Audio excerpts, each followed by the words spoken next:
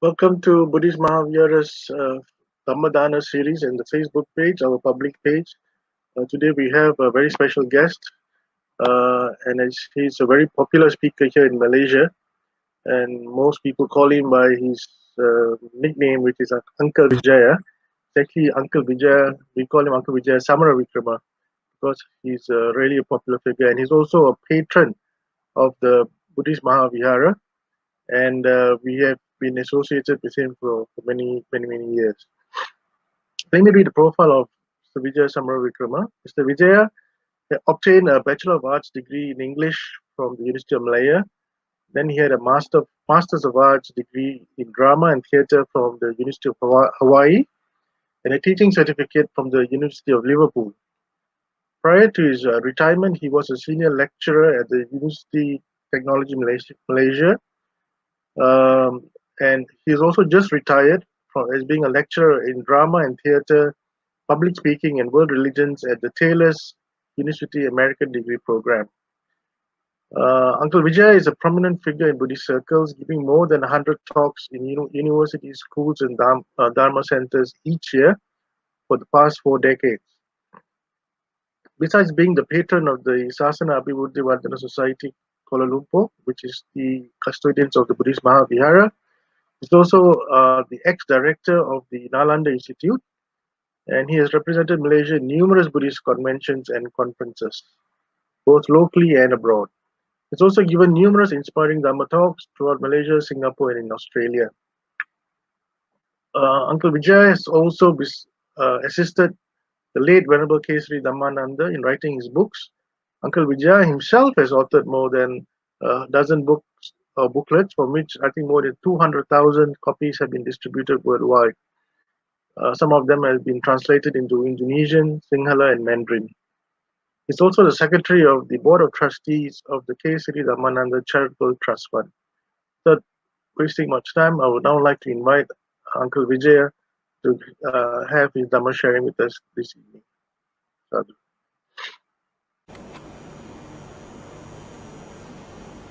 Namo Buddhaya. Brothers and sisters, we are meeting once again under very strange circumstances. Normally we would have live audiences, we would have a lot of people, but this time we have, even recently we had the Vesak, and a lot of us were calling this a digital Vesak because all the time we used to have people contact, but this year it has been different. So maybe some good things have come out of it, but the first thing maybe we need to consider is what has this last year been, the last few months, even before the beginning of the year of the rat. This world was hammered by huge amounts of natural disasters. We had wildfires all over the world, we had the tsunamis, we had volcanic eruptions, and then of course the mother of it all, we might call, was the COVID-19 pandemic. Started off with a tiny little virus, so small that it's invisible to the naked eye, but it has brought the entire world to its knees. What we can get out of this is, we humans were going around thinking that we, because of technology, and we had all these scientific advances that have been going around, that we had finally learned to rule the world. But this tiny little virus has given us back our humility. We are back where we started. Most of us would think that this coronavirus, this COVID-19 is one of the worst things that has happened to mankind. But stop and consider, is it? If we step back, no doubt we are full of fear, we are full of uncertainty, the whole world doesn't know what's going to happen tomorrow. Yet in spite of that, is this something new? Remember, 2,500 years ago, the Buddha had already stated in no uncertain terms the four noble truths. And the first of these noble truths is dukkha. And even during his time, there were many, many calamities. And ever since then, there have been calamities. So, calamities are nothing new. Yeah? Natural disasters. I would like to call these natural disasters unavoidable natural disasters. These are things that are there all along. They have been there, earthquakes, thunders, not only 10,000 years ago, 20,000 years ago, 100,000 years ago, we have evidence that the world was hammered by these things. So this is nothing new. Yeah? All that we can do, in fact, the reason why religion was invented by most people was to ask the gods to escape all these things. Yeah, whether there was a tsunami or a wildfire, all these things have been there, and a lot of people thought that by praying to the gods, they can escape danger. So even today, when you think of it, many religions would pray to escape the danger, hope that the danger will go away. But Buddhists take a different stance. The Buddha taught us that this dukkha is part of Dhamma. Dhamma comes from the word Dha. Dha meaning what upholds the universe. This world is run, this universe operates under a set of laws that are independent of whatever we might want or we might not. Dharma. Dharma meaning that which upholds the universe. And these are the laws. And these laws include all these natural phenomena, all these natural disasters that go on. These are unavoidable. All that we can do is to learn the patience to accept these and use our wisdom not to get rid of these or ask the divine powers to move these things away from us. They cannot. Come another million years, this will still be there. All that we can do is to gain the patience and the understanding, use our technology at best to be able to predict when these things will happen and to live in places where they can do least damage. We cannot expect them to do no damage at all. Yeah? But these are the unavoidable disasters which we will have to learn how to put in place and how to confront them and how to live with them. That's one form of dukkha. But there is another much more insidious, much more dangerous form of dukkha which I'd like to call the avoidable. And these are avoidable dangers which are confronting the world. They are economic, they are political, and these kind of dangers, economic dangers, political dangers, environmental dangers, these to a large extent are created by the human mind. These are avoidable. And the Buddha teaches us that the cause of these avoidable dangers are three: lobha, dosa, moha. What is lobha? Lobha, dosa, moha. We'll take that in that sequence. Lobha is greed. Greed is excessive craving for all kinds of things to please the senses. Greed. That leads to aversion. All kinds of things that we want or we don't want. Sometimes translated as hatred. So you have greed leading to hatred, but both of these are caused by moha, delusion, by ignorance.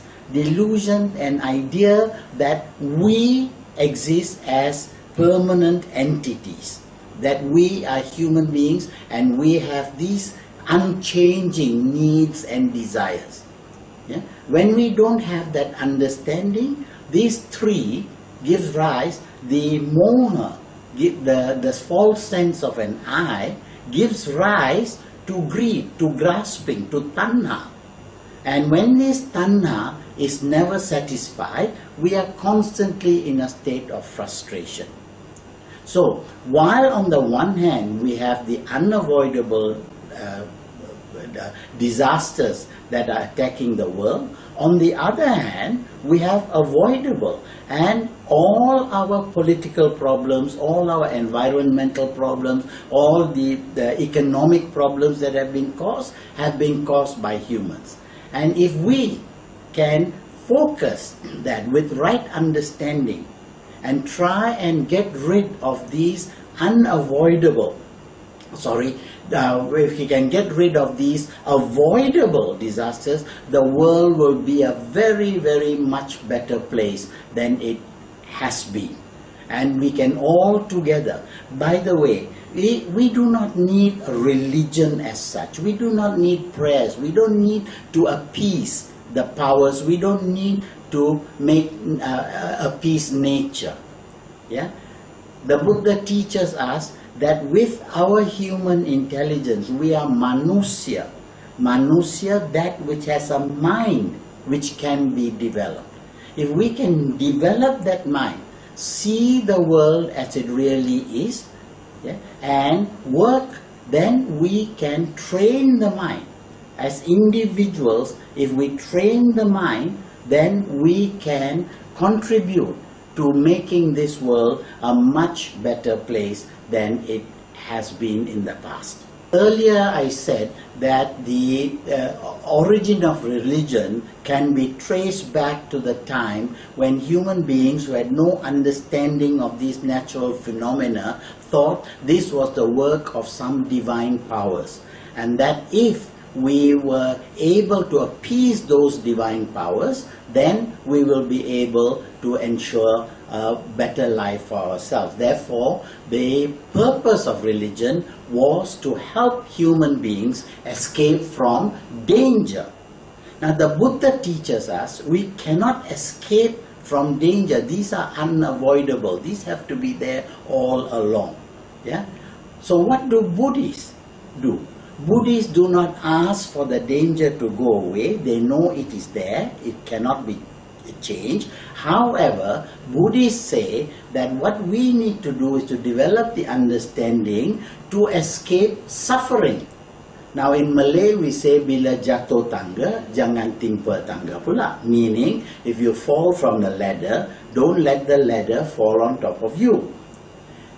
By the same token, when there is suffering, the unavoidable suffering, let us not suffer with the suffering, but step back and see how we can not suffer with the suffering.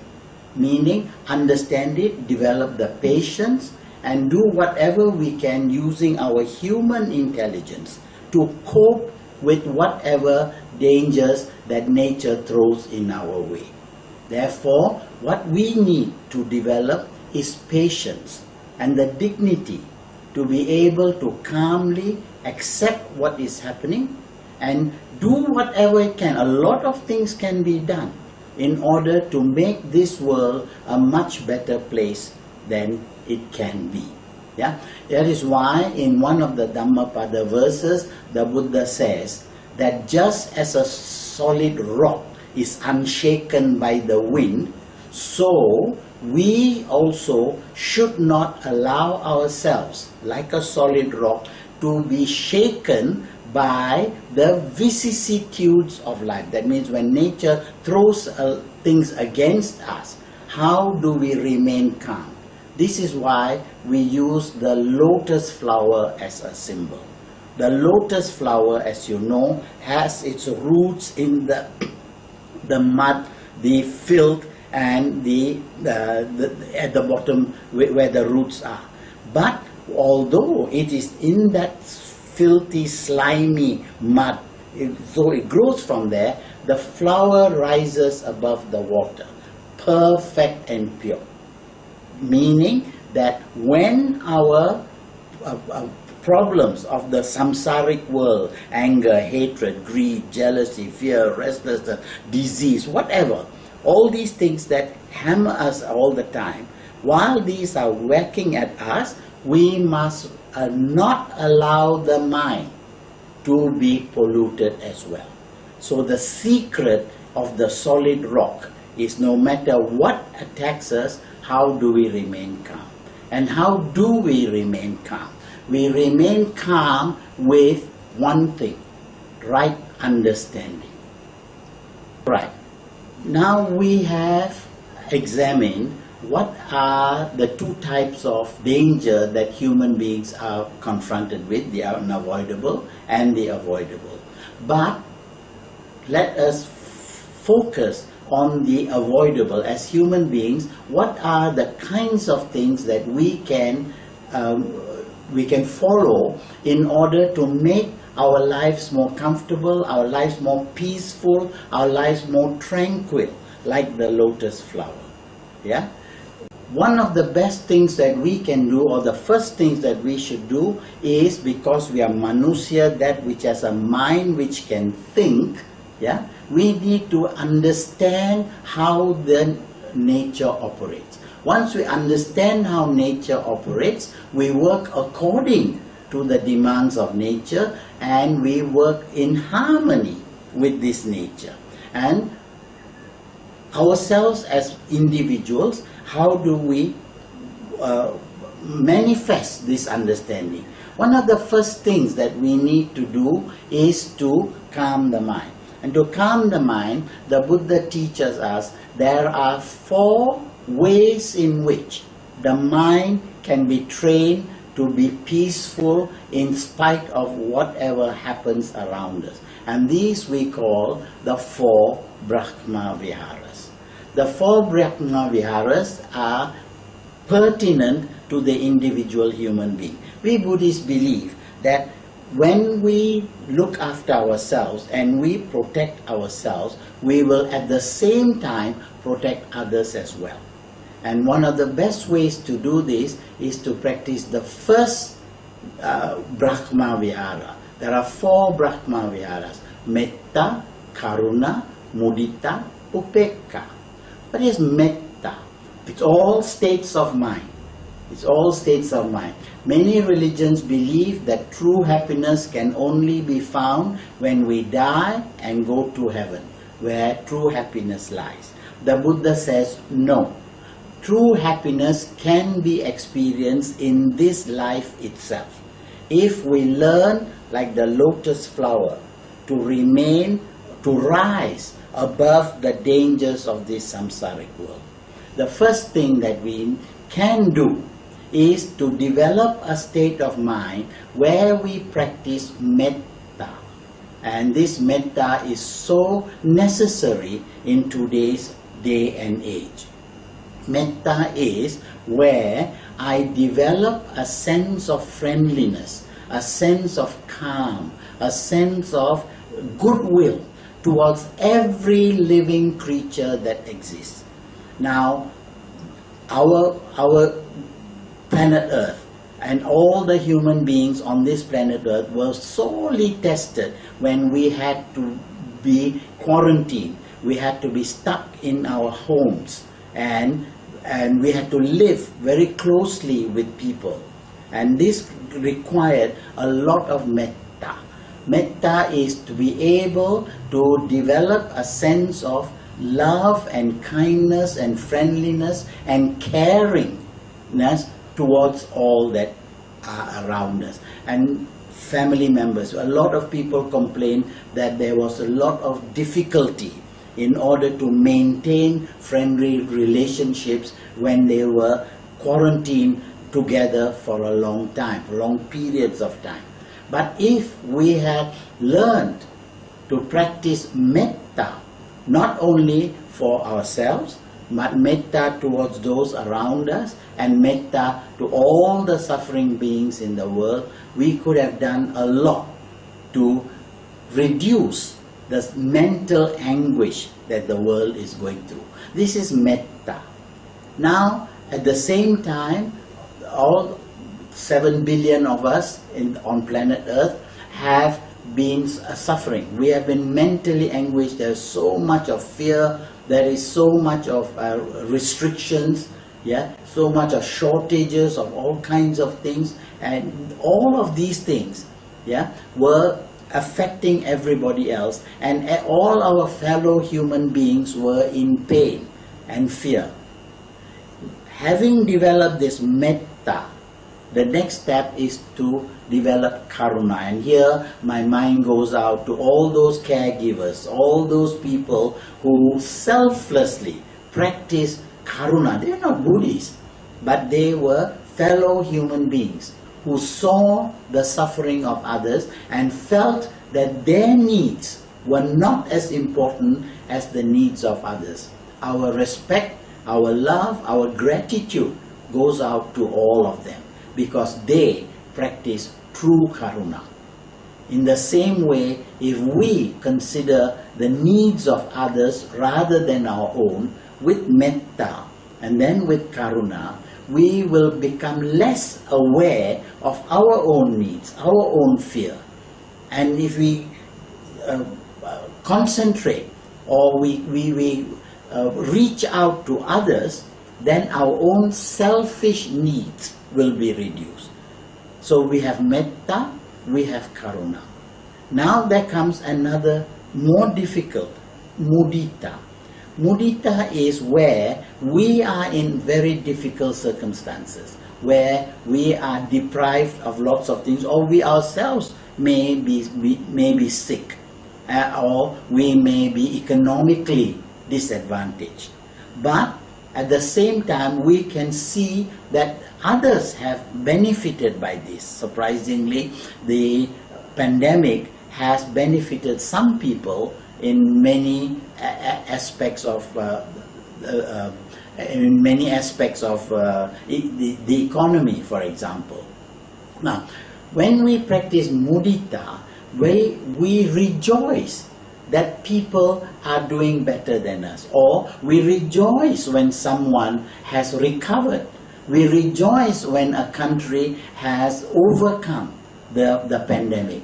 And we rejoice that they are able to move on with our lives. We may not be ready yet, but when we have that greatness of mind to rejoice at the enjoyment or the pleasure or the success of others, we call this mudita. So this is another divine state. We have metta, karuna, mudita. And finally, the most important of all, again going back to the lotus flower, we have that state of mind which we call upekkha. When we have upekkha, we are unaffected by either the positive state of mind or the negative, and we stay calm and we stay at peace, unaffected by the vicissitudes of life. Remember, we talked about the solid rock. Now this solid rock can be affected can be blown by the wind in many directions, but it remains calm and firm. Just as a solid rock is unaffected by the vicissitudes of life, yeah, so should a wise man remain firm as a solid rock. So our mind should be trained to this. Now, I began by saying that these epidemics, all these disasters that we have been confronted with are nothing new. What can we learn from this? We have to learn from this that these things will come back in different forms. Yeah? But if we are going to survive as a human race, what we have to do is to develop the understanding to remain calm and peaceful in spite of everything. When our minds are peaceful and calm, then we can think and straight and see how best we can overcome these problems. And therefore, brothers and sisters, let us consider how we can practice metta, karuna, mudita, upekkha in order to remain calm and peaceful in the face of all the dangers that we are confronted with. May you all be well and happy. Sadhu.